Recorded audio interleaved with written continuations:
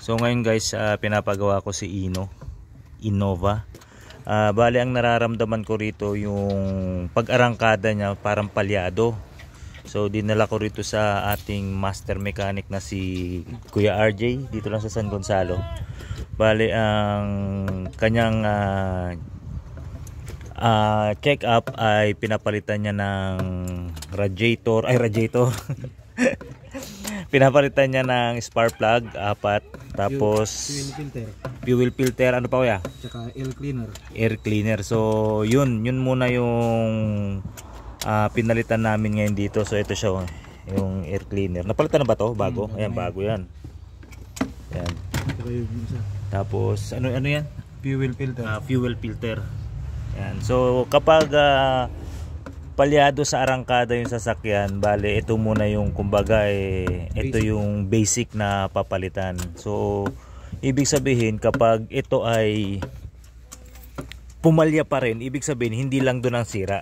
Kasi itong sasakyan na to medyo may edad na at gusto lang ayusin ng may-ari. Ayan, shoutout sa may-ari, kay Kuya Weng tsaka kay Jonah. Ayan. Tapos may nakita na namang problema si Boss RJ. Problema na naman may-ari ito. Ano yung nakita mo, boss? Yung belt. Yun, belt. Anong tawag doon? Ano na lang, yung iba kasi ang tawag nila dyan, drive belt. Drive belt. Ayan yung drive belt dyan, alam nyo naman yan, medyo may crack na kaya palitin na. Pero pwede pa naman. So wag nyo nang hintayin palalain. Tapos mamaya, pag dumating na yung order naming coolant, papalitan namin yan dito. So ngayon, ito muna yung pinalitan namin, spark plug. Branded na yan, Je. Ayan, branded daw. Bali bumili kami ng air filter ba yan, Je? Oh, air filter. Air filter. Ano to? Fuel pump. Ay, fuel filter. Fuel filter at saka 4 na spark plug. Inabot kami ng 4,050. So yung labor, siyempre depende na yan sa labor. Kung mura, bigyan nyo pamirenda. Kung mahal, tawaran nyo.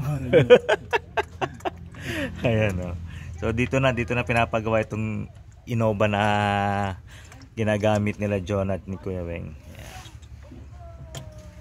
So mamaya test drive natin kasi nung ginamit ko nung mga nakaraang araw, nung nagpatinta ko, palyado, pero kapag rektahan na, okay naman. So ang tingin nila Boss RJ ay kuryente, no? Kuryente kapag palyado. Kahit sa manual, kuryente rin yung pag ganon? O iba yung automatic? Iba yung automatic. Automatic itong Innova na ginagawa ni Kuya RJ. So, pang ilang ano na yan? Pangatlong spark plug.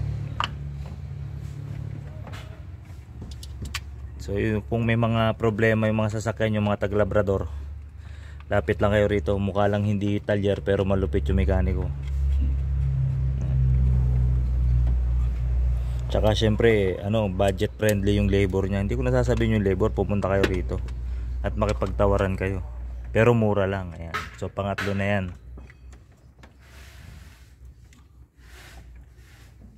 Linis ang makina, oh. Engine wash.